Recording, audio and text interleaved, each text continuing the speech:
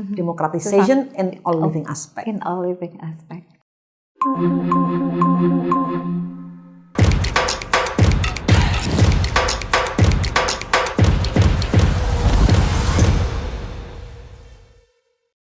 Assalamualaikum warahmatullahi wabarakatuh. Apa kabar Ibu Puni? Waalaikumsalam warahmatullahi wabarakatuh. Saya sehat-sehat, alhamdulillah. Mudah-mudahan semua yang hadir bersama kita juga akan sehat-sehat selalu. Oke. Terima kasih Ibu sudah hadir di sini ya. Jadi hari ini kita akan membahas tentang peran local champion dalam transisi energi berkeadilan. Dan ini teman-teman hari ini seperti yang sudah kita sampaikan tadi ya, ini ada Ibu Puni dan mungkin sebagian belum banyak mengenal Ibu Puni. Nah, Ibu Puni ini sudah banyak sekali pengalaman, ada lebih dari 30 tahun beliau berkiprah di dunia renewable energy, dan ini tidak hanya sekadar renewable energy saja, beliau ini benar-benar mengkampanyekan pemanfaatan sumber energi terbarukan ini ya untuk menggantikan energi fosil yang hari ini merupakan agenda utama pemerintah kita. Nah, Ibu Puni ini beliau adalah pendiri dari IBK, Inisiatif Bisnis dan Ekonomi Kerakyatan, dan ini disinilah patriot-patriot energi itu beliau latih dan kemudian ditempatkan di berbagai daerah di Nusantara. Nah, kita nanti akan menggali juga tentang IBK. Nah, di sini nanti kita juga akan menelaah lebih dalam ya tentang peluang pengembangan energi terbarukan. Kita akan melihat praktek-praktek baik yang bisa kita aplikasikan di Indonesia. Kita akan highlight itu dan kita juga akan menggali hambatan-hambatan dan tantangan ya, serta juga harapan Ibu Puni yang sudah lama bekerja di bidang ini. Nah, di sini Ibu Puni juga merupakan Dewan Pengarah Badan Riset dan Inovasi Nasional. Jadi beliau ini di government juga. Dan tapi juga secara mandiri beliau juga terus berusaha ya memperjuangkan melistriki Indonesia, dan itu sampai ke masyarakat di grassroots. Nah, itu mungkin sedikit terkait Ibu Puni, dan kita dengarkan ini dari Ibu Puni nih terkait perjuangan beliau. Ibu bisa ceritakan sedikit mungkin. Terima kasih. Apa yang menggerakkan gitu Ibu ya? Terima kasih. Saya mau meralat dulu. Yang mendirikan IBK itu namanya Iskandar Budi Saroso Kunto Aji. That's my husband ya, suami saya gitu. Dan saya support dia from the very beginning karena saya melihat bahwa Indonesia ini dirahmati Allah dengan potensi energi terbarukan yang luar biasa, dan itu betul-betul harus kita garap dengan tangan kita sendiri ya, melibatkan masyarakat. Tangan kita sendiri itu artinya teknologi lokal itu tersedia. Jadi kita jangan dibiasakan dengan import yang menguntungkan pihak-pihak luar, tetapi rakyat kita latih. Teknologi yang sudah kita kuasai ini harus terus kita kembangkan ya, dengan melibatkan masyarakat sehingga kita tidak hanya membangun listrik tetapi kita juga memberdayakan masyarakat di bidang teknologi plus ekonomi. Ini yang paling penting. Jadi energi itu hanya pintu masuk untuk membangun trust ya. Ada trust building dengan rakyat, tapi ujung-ujungnya adalah kita ingin ada demokratisasi energi, ekonomi, pendidikan dan lain sebagainya. Di semua aspek kehidupan itu ada. Itu artinya kita sebagai bangsa alhamdulillah sudah memiliki level empati yang kelima. Democratization in all living aspect. In all living aspect. Empati tertinggi itu adalah demokratisasi di semua aspek. I was struck by that gitu ya, karena the Habibie Center tagline kita democratization must go on. Seperti itu. Nah, mungkin kita bisa mulai dari situ, dan Ibu juga jika ada informasi hal lain yang ingin Ibu sampaikan silahkan as an introduction juga. But we're gonna start from the highest empathy, democratization in all aspect. Gimana Ibu? Karena kita bicara soal manusia ya, jadi penting banget untuk tahu bahwa Tuhan itu memberikan kita otak untuk berpikir, hati untuk merasakan. Sebaiknya hati dan otak itu harusnya saling berkomunikasi, sehingga memunculkan yang namanya akal sehat. or we usually call it common sense. Jadi common sense itu sekarang menjadi harta yang paling mahal, ya.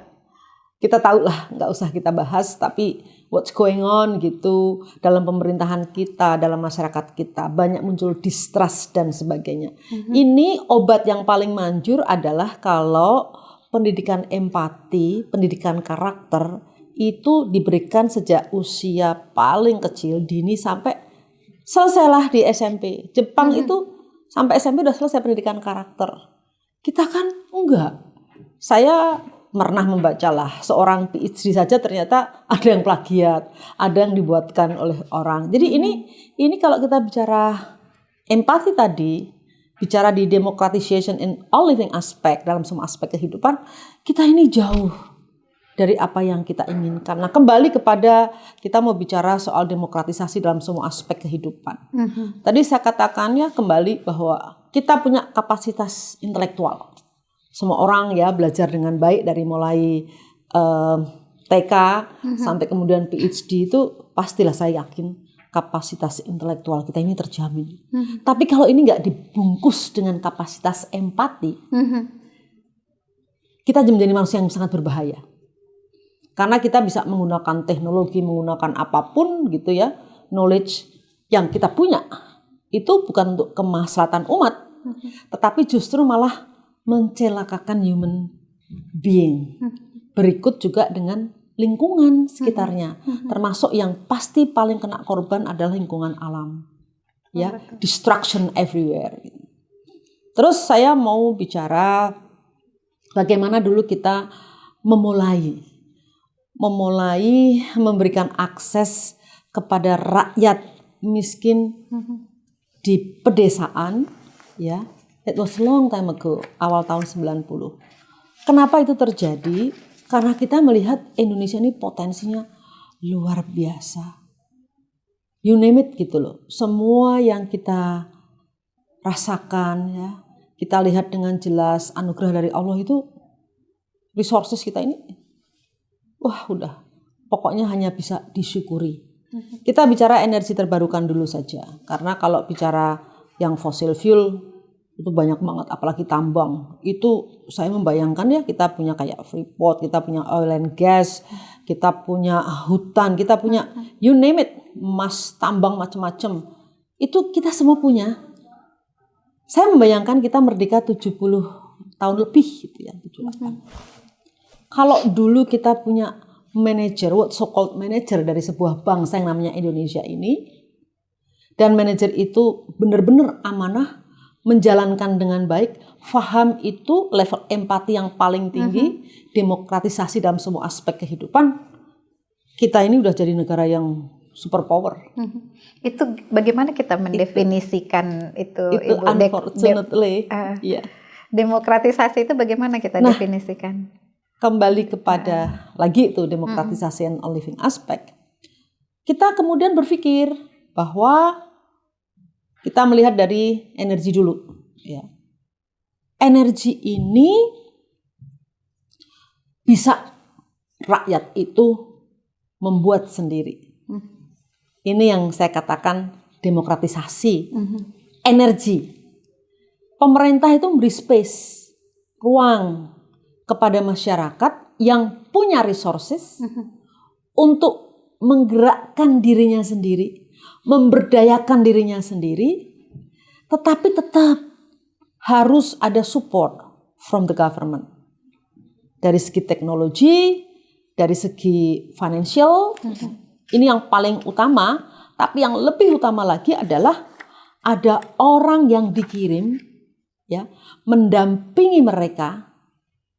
Ini baru bisa saya lakukan secara massal itu tahun 2015. Can you imagine? Kita sudah berpikir dari jauh-jauh hari, tapi ya IBK itu timnya tidak terlalu besar. Jadi let's say tahun berapa ya, tahun 97-an gitu, kita ngirim satu orang ke Bengkulu, kemudian dia stuck di sana karena waktu dia membangun mikrohidro itu dia jatuh hati sama guru SMP di sana, dan buat saya itu sebuah keberhasilan. Karena desa itu kaya raya, tetapi kapasitas intelektualnya itu minim. Sehingga perlu orang-orang hebat, engineer kayak guru apa, mau stay di desa, mengelola resources yang ada di sana. Itu yang saya bilang dengan demokratisasi di energi. Saya membuat, ya saya dan tim, kebetulan saya waktu itu punya peran lah di ESDM, bisa dekat dengan ring, saya berada di ring 1 itu, saya melihat bahwa menteri ini punya visi yang jelas. Saya bilang, Pak, kita perlu external aktivator. Ya, kita perlu membangkitkan local champion dengan cara mengirimkan anak-anak hebat yang dididik memiliki 4 kompetensi. Kompetensi keteknisan, of course, karena mereka harus mengembangkan energi terbarukan di desa-desa terpencil yang belum menikmati listrik sampai sekarang. Yang kedua, ada kompetensi kejuangan. Mbak bisa bayangkan orang jalan kaki 15 hari di Papua, kemudian 5 hari di perbatasan Indonesia dengan Malaysia ya, di Kalimantan sana. And I see it by my own eyes gitu loh. Saya melihat bagaimana perjuangan itu berat banget. Kalau tidak diselipi kompetensi kejuangan, dia akan gugur di tengah jalan. Dia akan berpikir, oh ngapain gue lulusan S2 luar negeri keren gini-gini. Dan somehow aku harus mengerjakan pekerjaan yang seperti ini gitu ya. Kayaknya kok menderita banget. Bahkan yang menarik di Papua itu, mereka jalan kaki, tapi alam itu memberikan sinyal. Pada saat sudah mulai ada suara jengkrik, suara binatang-binatang, mereka stop bikin bivak. Karena saatnya binatang buas mulai keluar. Jadi banyak sekali kisah-kisah yang memperkaya spiritualis kita.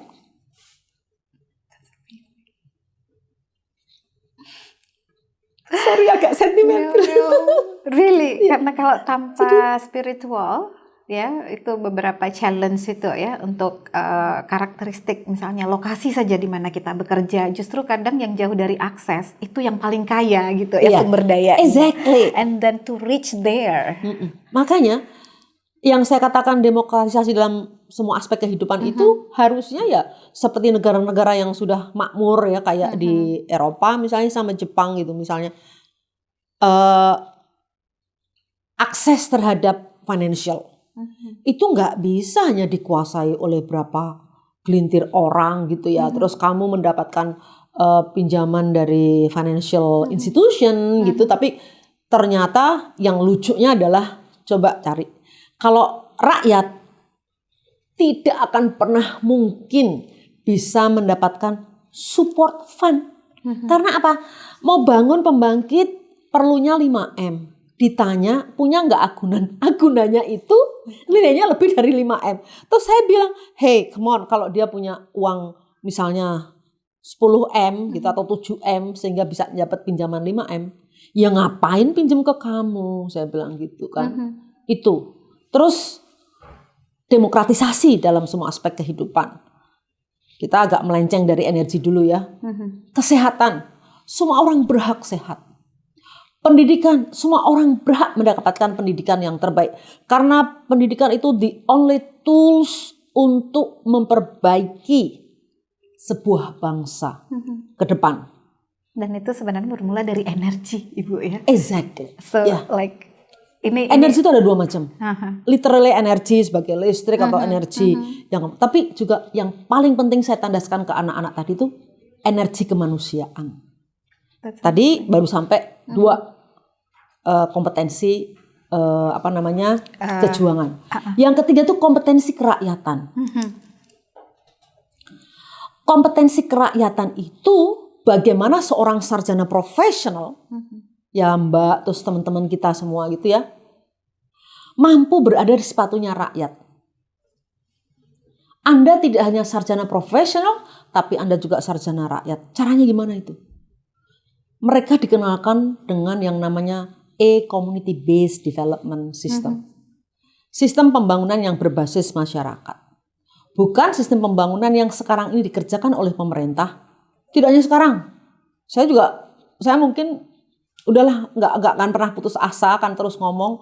Udah lebih dari 30 tahun saya suarakan ini dan saya witnessing with my own eyes gitu. Kayaknya kok ada yang salah di negeri ini. Kurang apa ya? Saya berada di sistem, saya di luar sistem. I'm doing the same thing. Yang saya suarakan juga sama. Saya nggak peduli gitu bahwa ini mungkin kurang berkenan bagi para pengambil keputusan. Harus saya suarakan. Contoh sederhana.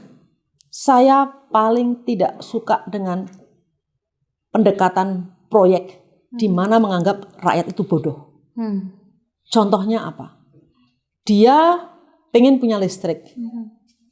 Kalau saya mendatangkan anak-anak patriot energi untuk paham persis, mencari potensi yang ada di situ, rakyat diberi pengetahuan. Ini ada dua macam pendekatannya ya. Karena the best technology, if we can bring as close as possible kepada kapasitas rakyat. Jadi kita tuh berbagi ilmu. Si patriot energi tadi itu berbagi ilmu, datang ke desa, ngajarin orang desa. Ini loh merencanakannya seperti ini. Terus harus ada organisasi. Nanti siapa yang bertanggung jawab untuk mengatur ya, mengelola, mengoperasikan, kemudian merawat. Ya, ini kan sebuah proses empati yang level 4. Empowering the less privileges. Jadi memberdayakan kaum yang lemah. Tapi apa yang dilakukan dengan proyek itu? Dia mendingan sewa pihak ketiga, bangun, yang membangun itu believe me, profit oriented. Pasti dicari keuntungan sehingga dia nggak peduli rakyat paham apa nggak paham. Sehingga kalau rusak ya sudah. Selamat jalan, goodbye gitu. Tapi kalau rakyat dimampukan, which is aku sebut dengan demokratisasi energi tadi itu, rakyat tahu persis proses membangunnya. Ada sense of ownership. Dia ngerti nanti kalau rusak akan dia perbaiki bersama-sama. Kalau sudah mentok baru dia akan telepon. Dia akan tanya. Karena tugas kita sebagai external aktivator atau orang di luar dari komunitas itu adalah giving advice, teknologi, financial support kita carikan, dan ini harus transparan, open, nggak ada yang ditutup-tutupi. Mereka tahu persis biayanya berapa. Kita tempel bahwa biayanya sekian, diajak ngomong kalau kurang, ayo let's kita kontribusi in kind boleh. Saya pernah membangun di mana ibu-ibunya itu ngangkutin batu dari sungai sama pasir karena memang uangnya nggak cukup. They have to know gitu ya. Dan tuh ngerasa sampai sekarang masih jalan. Padahal tahun 96 kita bangun. Ownership itu Ibu ya? Iya, itu di desa namanya Cipta Gelar ya. Terus apa tadi yang kerakyatan? Yang saya katakan kerakyatan itu, kemudian kompetensi yang keempat itu kompetensi keikhlasan. Karena kalau kamu nggak ikhlas, it is almost impossible. Nah, keikhlasan ini dalam pelatihan yang kita selenggarakan, itu ada namanya pelatihan mindfulness. Kalau tadi kejuangan itu dia dilempar ke hutan, nggak dikasih makan, find your own food dengan memanfaatkan sumber daya alam yang ada. Ada yang kalau memang pengen daging, ya dia bisa dapetin ular, terus ayam wild chicken, apa sih? Ayam liar. Ayam liar, ada ayam hutan yang liar itu, terus banyak hal. Kalau mereka memang mau yang benar-benar gitu, takut halal dan haramnya gitu, mereka makan ini, daun pisang yang di dalamnya itu, bukan daun, pohon pisang, ya getubuk yang di bawahnya. Terus lucu-lucu ceritanya. Kalau tantangan terbesar ya Ibu, karena ini kan tidak mudah ya untuk mempersiapkan mereka dengan 4 kompetensi ini, teknis, kejuangan, kerakyatan, dan yang paling berat keikhlasan, itu diuji terus gitu. It is spiritual journey, in fact, yang ini kita tantangan ajarkan. terbesar ini bagaimana Ibu nih untuk program bisa terus berjalan gitu ya, dan juga menghasilkan generasi dengan 4 kompetensi ini? Saya selalu kesulitan untuk mendeploy mereka karena mereka berada di daerah-daerah yang memang sangat terbelakang. It takes a lot of resources ya. Bayangkan saya sempat minus sampai 3M gitu pada saat mengerjakan program ini, karena yang kita kirim ke Papua itu saya tidak pernah menyadari bahwa local transport di Papua itu mahal banget. Sekali jalan 60 juta. Oh my goodness, 60 juta. Ya kita kan nggak berpikir sampai ke arah sana. Tapi nggak apa-apa. Ini that's the cost we have to pay karena kita ingin Indonesia ini hebat. Jadi lewat pendidikan itu. Terus tadi juga saya katakan yang membuat saya itu agak prihatin adalah banyak sekali sumber daya yang terbuang, ya, itu justru di birokrasi. Ini saya amati banget. Gitu. Sering mereka FGD, focus group discussion. Nextnya itu apa, gitu kan? Sering banget cara mereka menghabiskan uang dengan nama so-called serapan. Itu membuat saya agak, oh masya Allah. Gitu. Saya selalu katakan, saya bandingkan dengan Anda harusnya lebih menghormati tukang bakso, penjual sayuran yang harus bangun subuh jam 1 sehingga dia beli segala macam terus nanti didorong di kompleks jam 5 dia udah on gitu. Terus tukang jagung bakar dan sebagainya. Mereka tidak pernah menyentuh APBN sedikit pun. They have to work hard to survive dengan cara itu. Itu sebenarnya juga challenge kita nih dengan transisi energi yang berkeadilan, Ibu ya, karena maksudnya sangat sentralistik, sangat monopolistik. Nah, kembali tapi tidak kemana-mana ini kalau cerita sama saya soal keadilan ya, karena bicara demokratisasi dalam semua aspek kehidupan itu pasti tersentuh gitu ya. Saya belum ngomong pendidikannya ya. Waktu lain-lain. Kita agak ini ya terbatas ya. Terbatas. Oke, kalau gitu kita jadi mungkin kita fokus ke energi. Iya, kita coba ini quick tapi nanti ini kita lanjutkan ya. Ibu. Jadi kalau mau bicara soal transisi energi, itu saya selalu mengatakan bahwa bangsa Indonesia ini harus menjadi bangsa yang pede. Kenapa? You should have a self confidence as a nation gitu. Ini saya merasakan banget karena saya mengikuti ya international conference dari tahun 90 sampai sekarang. Berarti sudah berapa tahun? 33 tahun. Itu tagline-nya yang dibuat oleh UN maupun international organization itu luar biasa. Tapi capaiannya itu justru kalau diukur tidak ada yang menguntungkan negara berkembang. Kadang-kadang saya sampai berpikir ekstrim. Kalau dulu kamu bisa menjajah kita dengan senjata gitu. Sekarang you have to survive sebagai negara maju yang sudah sangat tinggi, kenyamanan hidupnya dan lain sebagainya itu sudah luar biasa. Kita ini berjuang untuk mencapai taraf memakmurkan rakyat kita, yaitu rakyat Indonesia. Anda memberikan constraint macam-macam, termasuk JETP, Just Energy Transition Program itu. Kenapa saya katakan begitu? Karena kita ini dalam posisi membangun, kemudian Anda kasih batasan-batasan. Ya.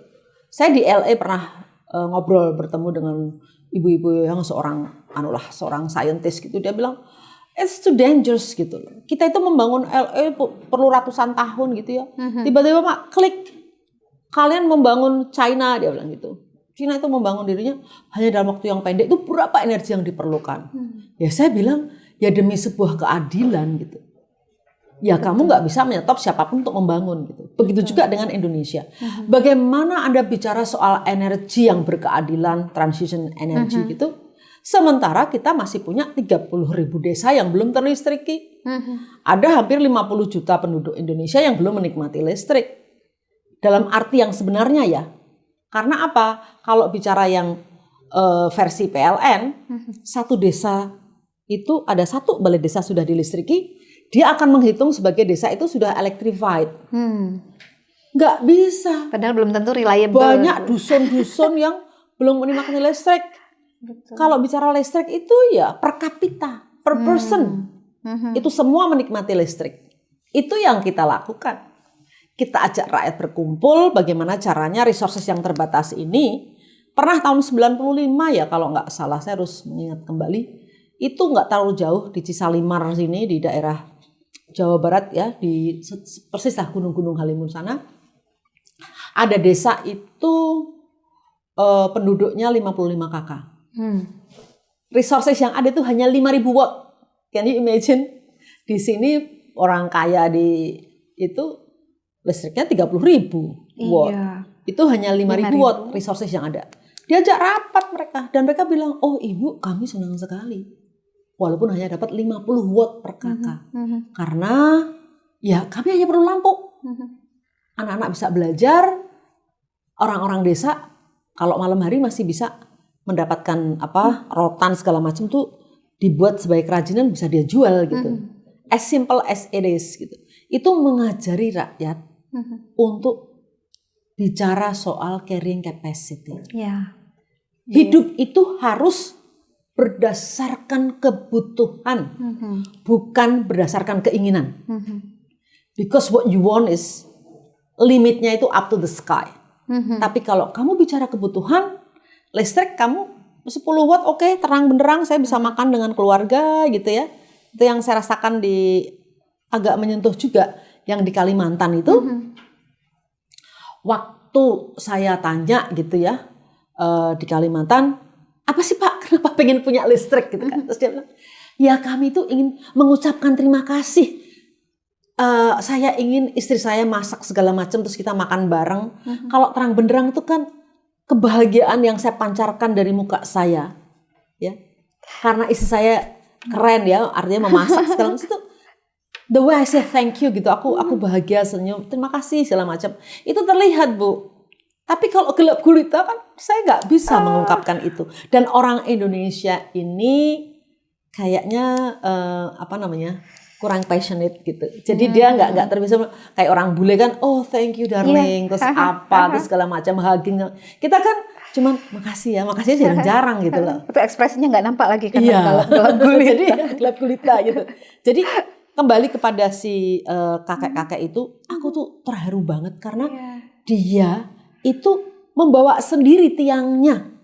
Ada fotonya ya, aku sebenarnya harusnya memang trace back gitu ya, lihat kembali yang masa lalu, foto-foto itu si kakek, kok saya yakin ya Allah kayaknya udah meninggal karena is very old, tapi dia itu saking so proud dan happy gitu, ingin berpartisipasi, dia angkut sendiri tuh tiang listrik. Dulu kan tiang listrik masih dari besi yang agak ringan, yang hulu dalamnya ada, jadi dia kuat gitu. Saya jadi ingat ini Bu, bilang itu yang sempat Ibu sebutkan sebelumnya, energi kemanusiaan. Ini ya. Itu energi kemanusiaan. Ekspresi itu energi kemanusiaan itu sebetulnya bisa kita rasakan kalau kita selalu tadi itu mengasah kolbu kita. Jadi tadi saya katakan otak kita ini diisi ya dengan logika kita lah, itu diisi dengan ya science, dengan every knowledge that we learn from school, dari SD sampai PhD. Kita dapetin semua ilmu pengetahuan, apalagi sekarang ada Google, ada textbook segala macam. Pertanyaannya sederhana. Siapa yang mengisi rasa atau hati kita ini? Kolbu ya kalau bahasa religinya gitu. Siapa yang mengisi? Yaitu energi kemanusiaan, itu harus dilatih. That is exactly yang saya berikan pelajaran itu kepada anak-anak patriot energi, patriot desa, wirabangsa gitu. Jadi sebetulnya saya nggak muluk-muluk karena berdasarkan pengalaman kita memberikan akses energi ke daerah-daerah terpencil, kemudian setelah energi itu yang paling penting, energi is only tools. Karena yang kita tuju adalah bagaimana nanti ada demokratisasi ekonomi di desa itu, ya, ekonomi bertumbuh dengan baik, demokratisasi di level pendidikan, karena anak-anak bisa belajar dengan baik di malam hari. Di desa-desa di Aceh itu saya memperhatikan sendiri semua ada listrik itu. Saya orang Aceh Bu. Bagaimana dia? Sedih banget saya melihatnya. Sedihnya tuh begini. Mereka kan kemenasah ya. Itu si Pak guru ngajinya itu dia bilang, Bu, kalau saya deket-deket kan pakai sempor gitu, itu anak-anak dan saya itu hidungnya pada hitam semua, karena kena itu kan. Kita bilangnya panyot ya. Panyot ya. Panyot lampu. Iya, lampu itu yang kan. Jadi hidungnya itu pada hitam karena kena asapnya itu. Kalau jauh, aku udah tua, matanya nggak jelas, anak-anak juga kasihan. Kan lucu ya. Terus yang menyedihkan lagi adalah mereka itu kalau siang ternyata pulang sekolah, anak-anak itu membantu orang tuanya di ladang. They don't have time to study enough gitu. Sehingga membuat ya kapasitas intelektualnya juga terbatas gitu. Betul. Ya. Tapi begitu ada lampu di malam hari, listriknya menyala. Kebahagiaan mereka luar biasa. Yang pertama mengucapkan terima kasih dan banyak-banyak bersyukur, kita doakan segala macam itu adalah para guru ngaji. Karena dia merasa bahwa sekarang bisa memberikan pelajaran agama dengan baik ke anak-anak. Mengisi kolbunya lah gitu ya. Betul. Terus sementara untuk anak-anak sekolah yang umum itu dia lebih punya waktu belajar di malam hari. Aku simpen foto-foto mereka belajar dengan cempor yang kecil gitu, terus glosor gitu ya. Glosor tahu ya? Tengkurap gitu di ini apa? Bahasa Jawa ini glosor sih, tengkurap di tikar, terus sebelahnya pelita kecil dia nulis oh my goodness gitu. Itu kita temui dan kita abadikan gitu. Terus kemudian setelah ada listrik, ya. Ini Ibu sebenarnya banyak sekali nih praktek baik gitu ya. Like so many good stories. Dan itu tidak hanya tentang bagaimana involvement masyarakat gitu ya, dari segala usia gitu ya, mereka terlibat, itu ownership-nya itu yang sangat tinggi. Jadi sebenarnya kalau dari aspek itu kita nggak kekurangan praktek baik gitu ya. Betul. Perempuan sebelum lupa. Saya tuh selalu paling seneng daerah-daerah yang masih tradisional gitu ya. Itu aspek gender mainstreaming in the development itu memang harus betul-betul digarap ternyata. Dulu saya kan nggak begitu percaya gitu ya. Saya percaya bahwa perempuan Solo itu lebih hebat dibandingkan daerah lain. Ternyata sama sebetulnya. Kalau Mbak tahu di Pasar Klewer itu banyak ibu-ibu yang berdagang luar biasa. Suaminya di rumah melihara burung, nyepretin burung, menikmati hidup. Tapi it is the way they do it gitu. Secara culture ya biarkan aja gitu ya. Nah di Aceh ini kita membuat yang kita sebut tadi itu. Electricity is the backbone of economic development. Jadi listrik itu tulang punggung pembangunan ekonomi. Betul. Ya, jadi ya omong kosong kamu ngomong ingin membangun ekonomi di desa. Tadi saya katakan itu the ultimate goal kita itu kan banyak aspek demokratisasi yang bisa kita capai kalau kita memberikan energi, energizing villages gitu kan. Nah, pada saat kita mampu menghadirkan itu, my goodness, perempuan tuh hebat. Dia membuat minyak nilam, minyak sereh segala macam itu tanpa harus motong pohon. Biasanya nyari pohon dulu. Wah ini kan environmentally ya, nggak friendly gitu. Jadi mereka memanfaatkan listrik itu untuk membuat minyak nilam, minyak sereh, yang lain-lain. Itu betul-betul dengan clarity yang bagus hasilnya. Sebab food grade, alatnya juga bagus, mesin destilasinya juga bagus. Because there is an electricity gitu loh, ada listriknya gitu. Nah kalau enggak Mbak, aku lihat sendiri gitu. Karena kan saya selalu before and afternya gitu terlihat gitu. Mereka itu ke hutan, motongin pohon dulu, terus nanti pakai drum bekas.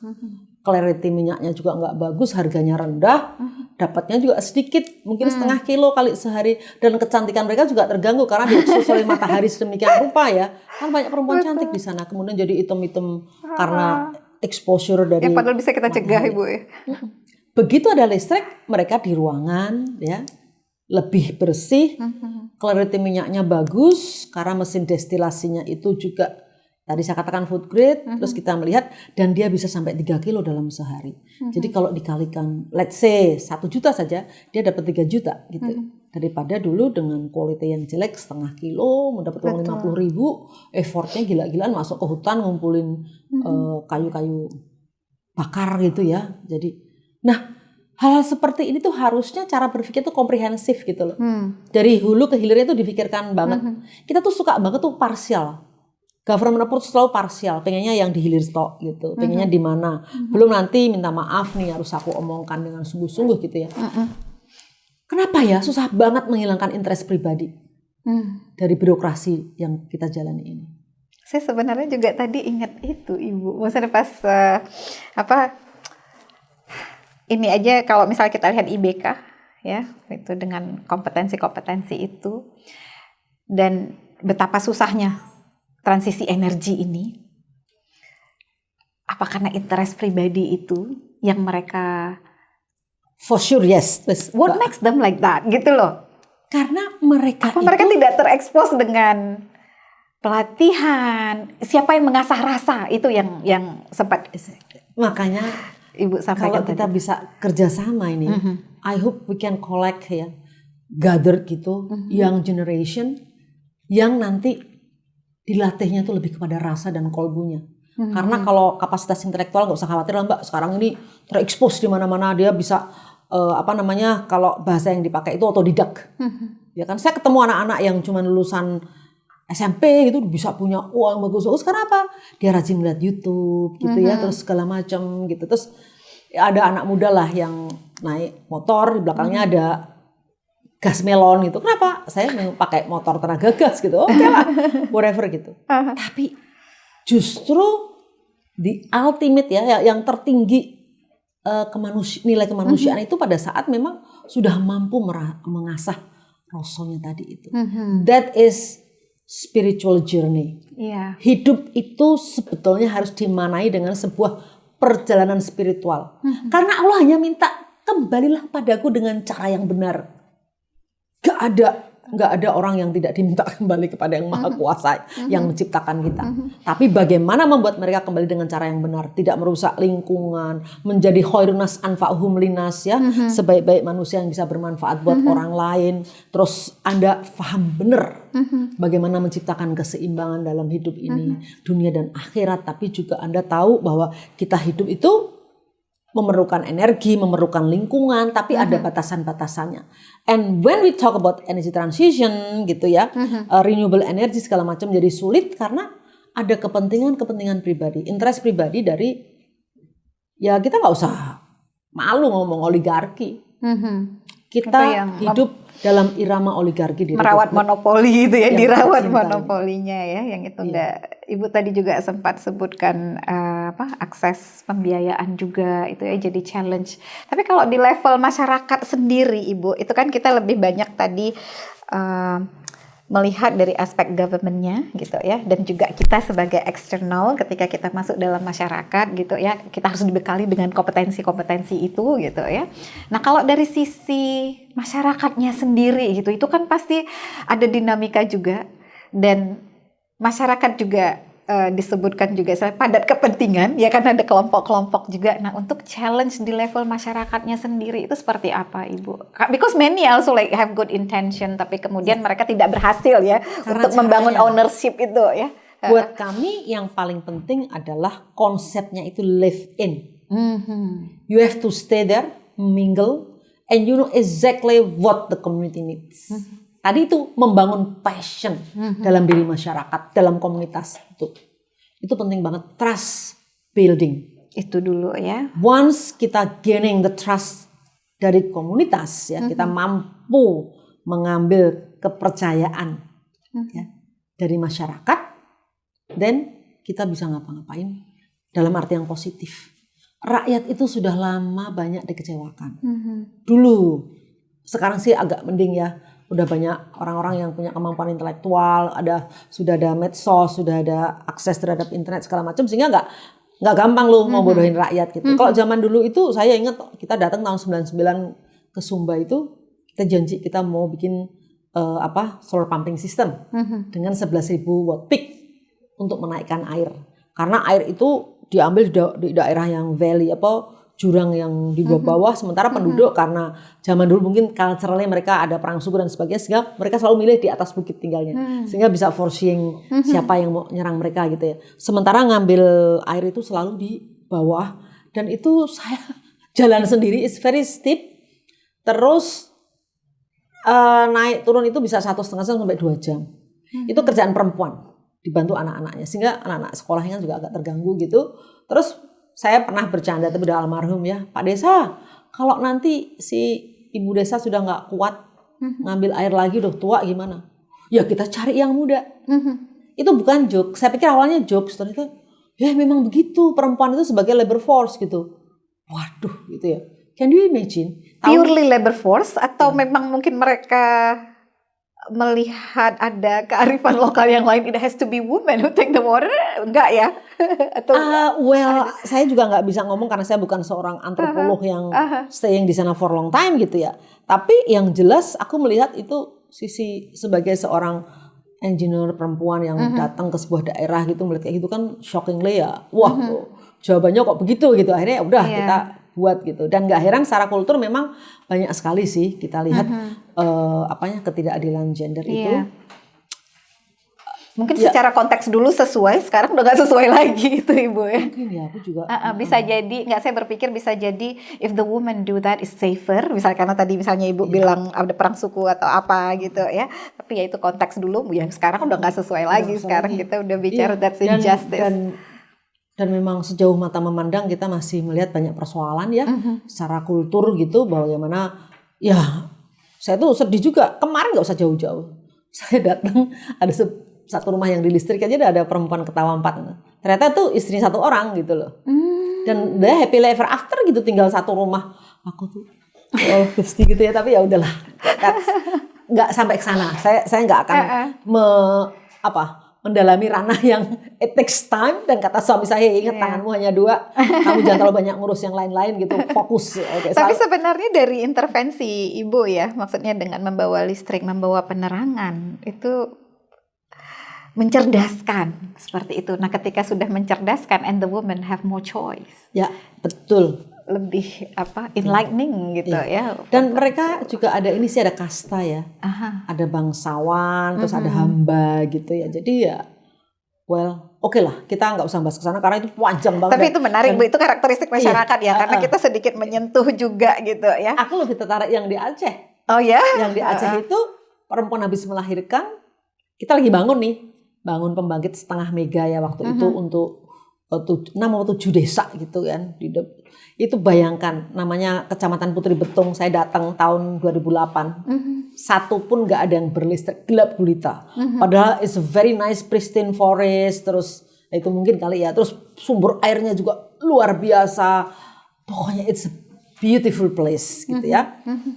Terus waktu bangun itu aku ngeliat perempuan habis melahirkan nggak sampai 2 hari bawa cucian banyak tuh ke sungai nyuci. Wow, it's really striking gitu my heart. Saya datang, saya tanya gitu, ya emang ini pekerjaan perempuan? Dia bilang, oh nggak bisa nih. Engineer saya kebetulan bawa istrinya. Saya bilang, hey Mon, kamu coba belanja ke pasar, suamimu yang nyuci di sungai. Ngeliat, ini insinyur gitu ya, bawa keranjang isinya baju kotor nyuci. Wah, dia kaget kan semua perempuan di situ. Terus ya akhirnya disitulah intervensinya muncul. Loh kan kita harus adil. Istri saya ke pasar nanti masak untuk saya. Ya ini saya kerjakan gitu. Bukan pekerjaan hina. Luar biasa. Nyuci seperti ini. Jadi rumors rame. Tapi akhirnya that is the way you have to educate community gitu loh. Betul. Mereka selama ini nggak pernah terekspos untuk hal-hal yang bukan dalam pola mereka kan. Every culture itu ada patternnya masing-masing. Nah ini yang makanya saya mengatakan bahwa kita harus hati-hati banget. Saya nggak berani judgmental gitu. Jadi harus betul-betul tahu kondisi yang sebenarnya seperti di Sumba itu. Saya masih bingung kenapa ada satu orang juga punya istri 17. That's what I don't understand gitu ya. Terus suaminya naik kuda, istrinya hamil gitu, bawa air, berjalan di belakangnya, tidak naik kudanya. Aku juga nggak ngerti gitu, tapi that was a long time ago gitu, artinya 1999 ya waktu saya pertama kali datang melihat. Tapi kemajuannya luar biasa. Itu yang buat saya, this is the price that you cannot value. Nggak bisa kamu monetize dengan apapun. Bahwa kamu dulu datang di sana, sangat serba terbelakang dan terbatas. Sekarang tahu-tahu sudah jadi ibu kota kecamatan, sudah menghasilkan lebih dari 50 sarjana. Buat mereka itu dulu kalau punya uang habisnya untuk acara-acara adat. Ada yang namanya belis. Gitu. Mahal sekali itu. Aku kasihan sekali ada bapak-bapak dari Jawa terjebak. Harus bayar belis. Anaknya sudah gede segala macam, nggak bisa pulang. Kenapa Pak? Saya belum lunas beli saya. Kurang berapa? 22 kuda. Astagfirullahaladzim gitu ya. Ada yang gading gajah. Nah, jadi saya setuju kearifan lokal itu dipertahankan. Tapi untuk culture yang kemudian menurut logik maupun rasa kita, it doesn't make sense. Itu pelan-pelan harus memang diberi pemahaman. Itu Ibu, to what extent ya kearifan lokal itu dalam pengalaman Ibu melakukan intervensi ini berkontribusi atau mungkin apakah itu jadi peluang atau malah menjadi hambatan ini kalau menurut pengamatan? It can be both. It can be both ya. Jadi makanya yang masuk pun juga orang harus yang ngerti. Makanya saya bilang kan banyak anak-anak ITB juga ya di kantor kita, terus anak-anak teknik lah, banyak anak teknik yang diajarkan oleh suami saya. Kebetulan dia sangat teknis, tapi dia hardcore sosialis. Dia belajar ya ke Karl Marx University gitu ya, untuk yang waktu itu melihat bahwa dunia ini bisa berkeadilan dan seimbang kalau dia punya kemampuan teknik, tapi punya ya kemampuan sosial juga yang tinggi. Jadi pendekatan pembangunannya itu untuk energi ini teknoantropologi. Jadi nggak ada masyarakat tidak tereksploitasi gitu ya. Dan teralienasi juga. Jadi memang perlu ilmu yang lain, interdisciplinary approach-nya gitu ya. Ibu ya. Tadi saya belum selesai waktu bilang teknoantropologi itu orang pintar datang berbagi ilmu, rakyatnya itu diberi capacity building, sehingga ketemunya di tengah namanya pemberdayaan. Kalau kita hanya memberikan teknologi saja tanpa ada persiapan sosial apapun, itu ya user friendly ya, kita bilang itu seperti HP lah, gampang itu. Orang buta huruf aja bisa pakai HP gitu ya, bahkan orang nggak melihat itu kan ada HP yang khusus gitu ya. Itu kan mendekatkan teknologi as close as possible, sesuai dengan kemampuan rakyat. Tapi harus ada kesempatan di mana rakyat juga di-empower sehingga punya kapasitas lebih. Dengan capacity building, dia bisa ketemu di tengah-tengah. Yang ini berbagi ilmu, yang ini diberdayakan, ketemu di tengah namanya pemberdayaan. So, teknologi itu akhirnya memberikan kebermanfaatan yang luar biasa. Itu kalau PR Indonesia ini berat Ibu ya, Sabang sampai Merauke. Dan masih banyak daerah yang harus kita intervensi gitu ya, terutama nih untuk menerangi sebenarnya tidak hanya desa physically, tapi juga their soul semuanya gitu ya, mencerdaskan di situ itu. Energi kemanusiaan harus diperbanyak. Yes, energi kemanusiaan. Nah ini kalau misalnya dengan sistem kita sekarang, kembali lagi tuh yang sentralistik, monopolistik, dan dengan upaya seperti IBK misalnya, keep doing it.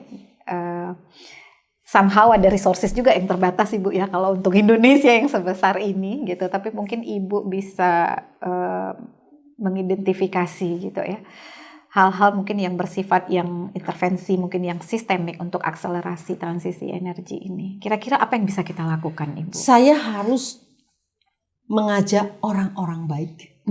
Di negeri ini kuncinya di antara belantara kemuakan-kemuakan ya, aku tahu lah yang ada di dalam masyarakat, melihat bagaimana how they run the government system dan lain sebagainya. Political lah, saya lebih pada melihat bukan governmentnya, lebih pada sistem politik yang membuat orang itu sampai akhirnya fed up gitu ya, udahlah gue gak ikut-ikut. Apatis jadinya ya. Apatis, sayang banget gitu. Kamu gak boleh begitu, saya bilang. Semakin kamu apatis, semakin kamu membiarkan orang-orang buruk untuk merun this country, saya bilang gitu kan.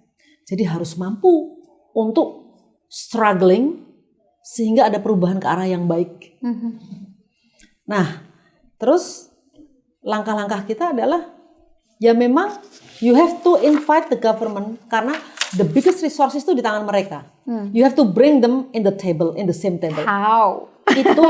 Itu saya pelan-pelan, saya mulailah dengan PLN.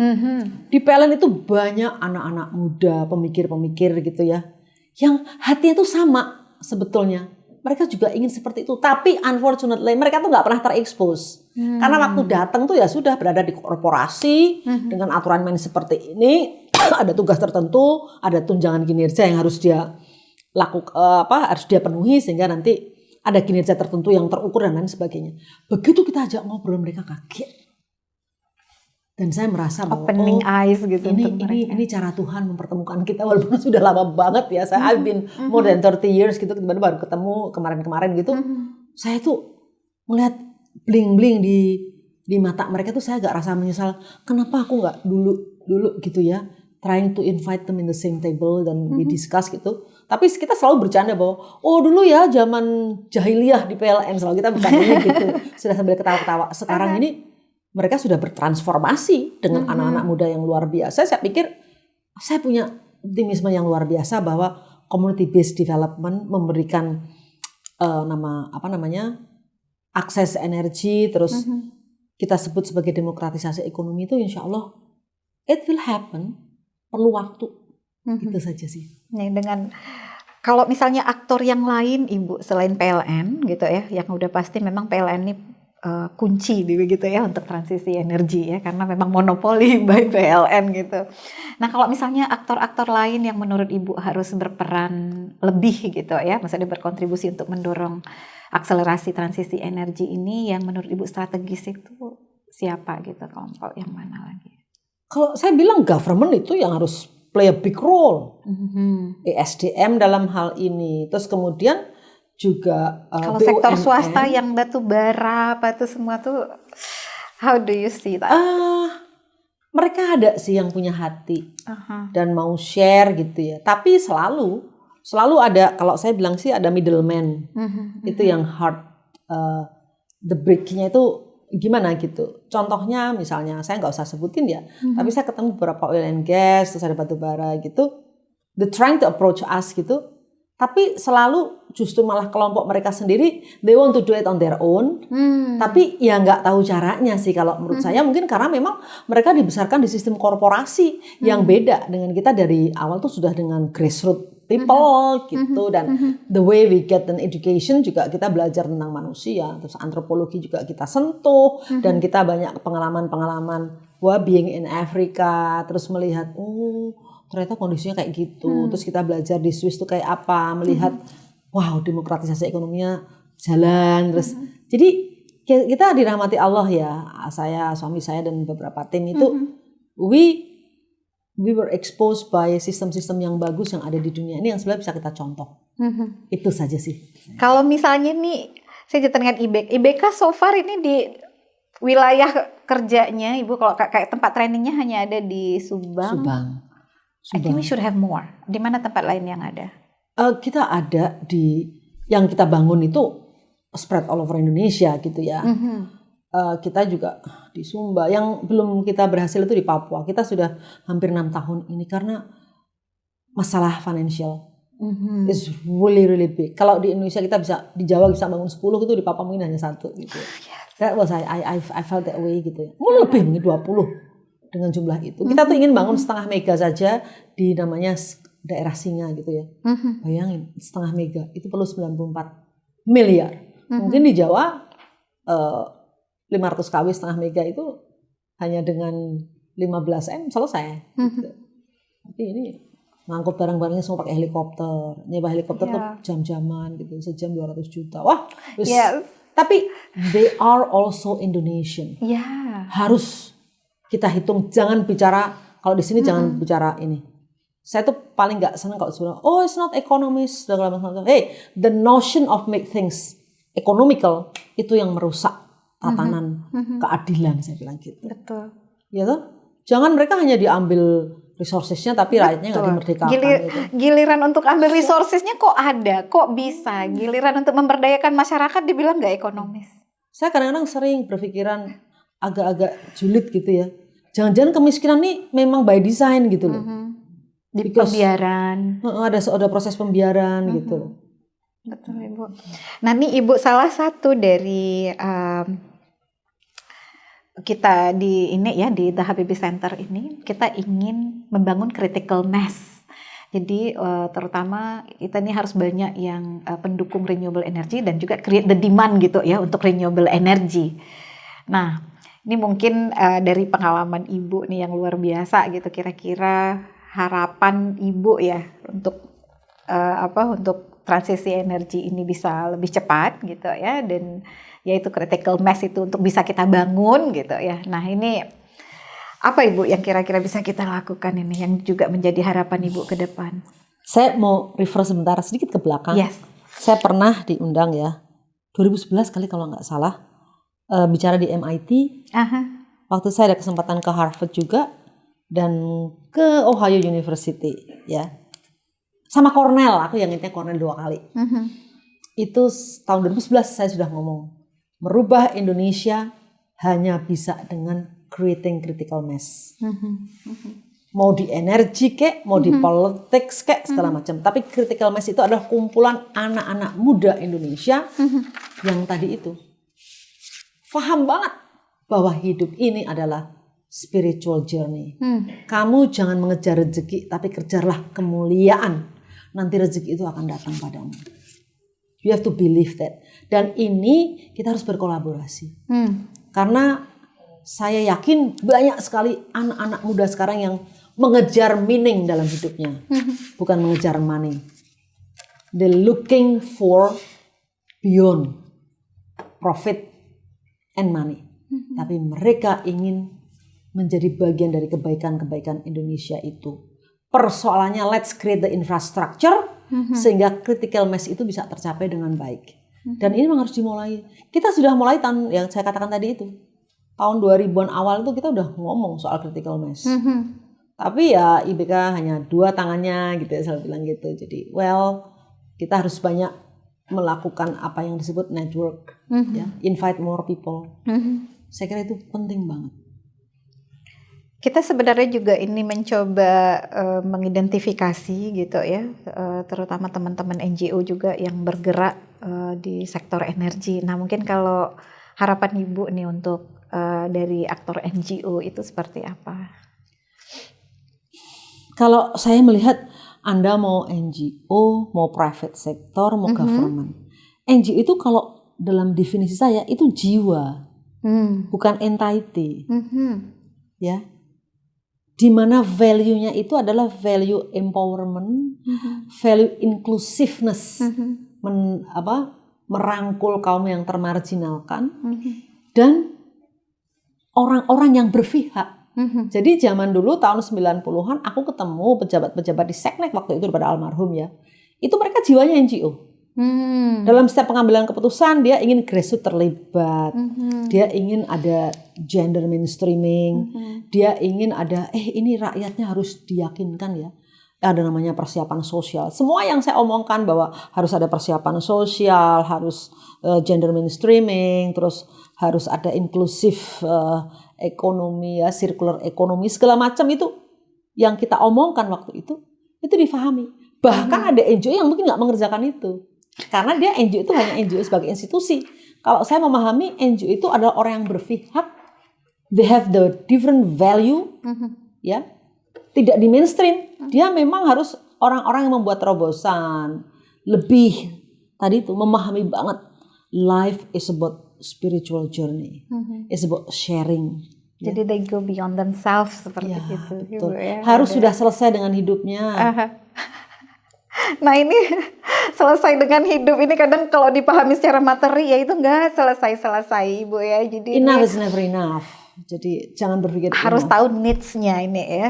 Please live with your needs, bukan with wants tadi itu. Betul. Karena kalau needs itu kan kamu makan sehari, sekarang banyak anak-anak yang bisa makan sehari aja udah kenyang gitu ya. Kalau enggak obesitas gitu. Tapi saya senang kata Ibu bilang tadi ada banyak anak muda hari ini seperti itu ya, mereka udah lebih mencari. At least saya dapat udah 1085. The total yang dapat sentuhan value yang kita punya ya. Kalau dapat 20% saja yang menjalankan itu udah lumayan. Karena Bung Karno hanya minta 10 anak muda akan kuguncang dunia gitu kan. Jadi kalau secara harapan Ibu nih berharap sebenarnya ini ada dukungan finansial gitu ya. Karena sebenarnya kalau dengan dukungan finansial kita bisa menjangkau lebih luas. Dan akselerasinya lebih cepat sih. Akselerasinya lebih cepat. Mbak bisa bayangkan aku itu perlu uang 20M sampai 25M itu hanya untuk melatih 100 anak plus deployment. Kalau hanya melatih sih mungkin nggak sebanyak itu ya. You can imagine. Membiayai anak orang yang sudah punya tekad luar biasa di daerah-daerah yang sangat terpencil, 3T loh. Terluar, terdepan, dan tertinggal, pastilah ya. Tambah lagi tanya termarginalkan, daerah transmigrasi, yang aksesnya serba susah. Dan ternyata di sana tugasnya mencari energi tapi menemukannya stunting, ketidakadilan, perusakan lingkungan, resources mereka yang diambil. Wah, udahlah. Mereka kalau pulang, kita kumpulkan di depan menteri, mereka cerita, itu lebih banyak nangisnya. Kok kayak kadang-kadang dengerin tapi sedih juga gitu. Karena ya itu tadi, siapa bilang anak Papua nggak mau belajar? Anak Papua tuh pengen banget belajar. Tadi baru belajar jam 7 tiba-tiba sebelum jam 9 udah kakak guru, kami lapar. Dia nangis lagi dong. Jadi kita tuh ngeliatin, karena dia mengalami kan selama setahun. Diajak bersih-bersih hari Jumat, atau lagi nyapu gitu di sekolahnya gitu ya, yang dimana gurunya juga nggak ada gitu kan, pingsan. Ternyata dibawa ke pustu, ya puskesmas pembantu itu, oh dia nggak makan ini udah 2 hari. Kayak gitu-gitu tuh masih kita temui. Dan can we dare enough to say bahwa kita ini bangsa yang hebat dengan pembangunan ini? Do we really need that? Yang serba ekstravaganza gitu ya. Kalau aku pikir sih penuhi dulu lah kebutuhan basic need rakyat. Habis itu kamu boleh ngejar yang lain-lain. Betul. Kita atau kalau kamu punya kemampuan tandem, boleh ngejar nuklir, tapi juga urusi itu rakyat biar dapat energi semua. Gitu. Ini jadi ingat Pak Habibie ketika beliau mengorbankan mimpinya dengan pesawat saat jadi presiden. Yang pada saat itu, he has the power to make his dream come true, but he choose to care for the people. Itu membuat suamiku nangis guguk waktu dia ke Rwanda gitu ya. Karena di airport dia banyak sekali melihat Embraer. Padahal harusnya Indonesia itu bukan Brasil. Karena his best friend itu yang merancang N250. Anak-anak ITB. Yang di IPTN dulu itu yang jadi mimpinya Pak Habibie. Betul. Itu negara kita archipelago, kita perlu itu pesawat itu. Tapi ya kita kalah. Kita selalu kalah dengan negara-negara yang tidak mau kita maju. Tiba-tiba ada ban dari IMF, macam-macam lah. Itu segala macam. Ditambah plus banyak yang tidak amanah yang mengelola negeri ini. Prioritas itu. Tapi saya yang ingin saya highlight di sini juga pentingnya sinergitas Ibu ya, karena sebenarnya kita kaya. Hanya pemerataan ini yang masih sangat kurang sekali. Yang dan kita perlu orang yang amanah dan takut dosa. Betul. Takut sama Allah. Ini kayaknya masih agak defisit integritas kita ini. Padahal itu sila pertama itu ketuhanan yang Maha Esa gitu ya. Terus kita jangan deh slogan-slogan ngomong ABCD tentang Pancasila dan sebagainya, revolusi mental. Prihatin saya juga digugus tugas nasional revolusi mental. Tapi lihat kelakuan yang menjalankan revolusi mental. Nah, itu harus kita lihat sungguh-sungguh. Apa sih? Paham nggak mereka makna itu? Keadilan sosial bagi seluruh rakyat Indonesia. Are we there yet? Ya, kalau Shrek nanya itu kan kok jawabnya jauh banget. Are we there yet? To what extent kita menginternalisasi nilai-nilai itu ya sebelum kita bisa mentransfer nilai-nilai itu for the next generation. Yang paling penting internalisasi dulu. Jangan banyak slogan-slogan lah. Betul Ibu. Apalagi sejak ada AI, Google, teknologi ya, so much information already and who's exactly doing it kan gitu ya. Saya sekarang ini berusaha, apalagi di tahun-tahun politik, berusaha untuk tidak percaya apapun informasi yang masuk, tapi saya lihat semua dan saya bisa menilai orang di situ lah. Dan kita harus tanya hati nurani. Kalau kita sudah mengasah etika, sering-sering kita mengasah, Allah tuh give a sign. Ini yang fake, ini yang tulus akan kebaca. Kita bisa tahu gitu ya Bu ya. Dari informasi itu atau ketemu orang gitu, ini fake, ini tulus gitu. Ya memang kita harus mengasah diri kita agar Allah tuh memberi sign. Oke Ibu, ini untuk yang terakhir. Kita punya PR besar yang sebenarnya kalau lihat dari sisi agenda hari ini gitu ya, apa yang Ibu perjuangkan in the last 30 years, nah itu jadi agenda utama gitu ya, transisi energi ini. At least that's what we see. Wacana-wacana dan juga adanya pendanaan-pendanaan gitu ya, yang diupayakan gitu untuk mengakselerasi transisi energi. Jadi mungkin kalau dulu people have excuse not to support misalnya ya karena tidak ada endorsement government for example, but today transisi energi ini jadi agenda utama lah seperti itu, dan itu melegitimasi kita bersama gitu ya untuk move lebih kencang lagi karena misalnya dalam hal ini misalnya IBK dan Ibu yang memang sudah melakukan ini. So this is for the closing remarks, kira-kira nih Ibu apa yang akan kita sampaikan ini ya untuk ke government gitu ya yang untuk mendorong akselerasi ini. Jadilah bangsa yang punya percaya diri. Itu nomor 1. Dan kita mampu kalau kita memang betul-betul punya integritas. Karena resources kita itu cukup. untuk membangun bangsa kita. Never trust transisi energi ini dengan dana-dana dari luar. Karena sudah terbukti REDD, apapun you name it, itu semua tidak terwujud. Ya, jadi please lebih banyak melihat apa yang terbaik untuk bangsaku dan sudah sejauh apa aku melakukan hal-hal baik untuk rakyatku. Kamu nggak usah bangga bahwa nanti achieving 26% of renewable, achieving this and that, internationally recognition segala macam, tapi dalamnya kropos. Saya nggak sepakat kalau kita cara berpikirnya selalu ingin kelihatan hebat. Nggak usah kelihatan hebat. Kamu hebat itu sebaiknya di mata Allah, ya. Betul-betul amanah menjalankan tugas atau jabatan yang diberikan Tuhan. Melalui tanganmu itulah, ya, kamu bisa membuat Indonesia ini menjadi baik atau Indonesia ini terjungkal. Jadi saya pikir PR yang paling besar dari seluruh birokrasi kita adalah bagaimana kita komitmen bersama-sama, ya, jangan sampai defisit integritas itu kita pertahankan, tetapi kita harus yakin di dunia ini hidupmu sementara. Kalau tidak kau pakai untuk yang baik, kau mau apa? Hidup hanya sekali, hiduplah yang berarti. Itu closing remark saya. Terima kasih banyak Ibu, very insightful, full of inspiration, and especially about ini ya, tentang spiritual journey ini. Jadi apapun yang kita lakukan should be part of us gitu ya. Betul. Spiritual journey. Gak usah takut, saya udah bilang ke anak-anak itu, gak usah takut.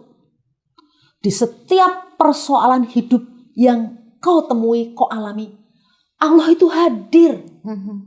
Pasti Allah itu hadir dan menyelesaikan semua persoalan-persoalan itu. Tugasmu hanyalah kerja keras, ikhlas dan bersyukur selalu. That's it. Insya Allah.